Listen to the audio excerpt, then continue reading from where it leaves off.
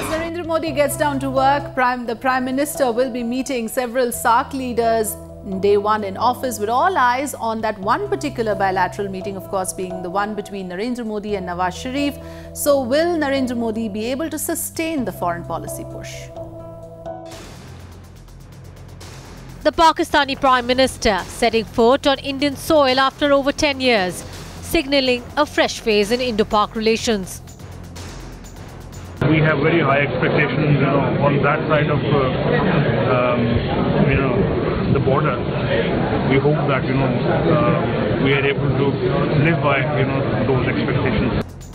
While this visit may just be a photo op for both leaders, it has successfully conveyed Modi's decisiveness as far as foreign policy is concerned.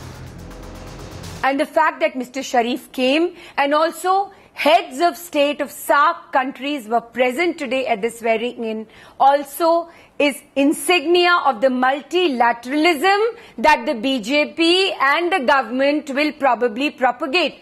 The same steadfastness of the Modi government was evident with the invitation to the Sri Lankan president in the face of protests from its own ally.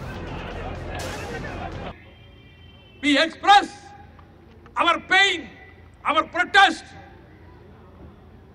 our agony about the presence of Rajapaksa in the swearing. So as dignitary after dignitary arrived at Delhi's Palam Airport, the underlying message was clear.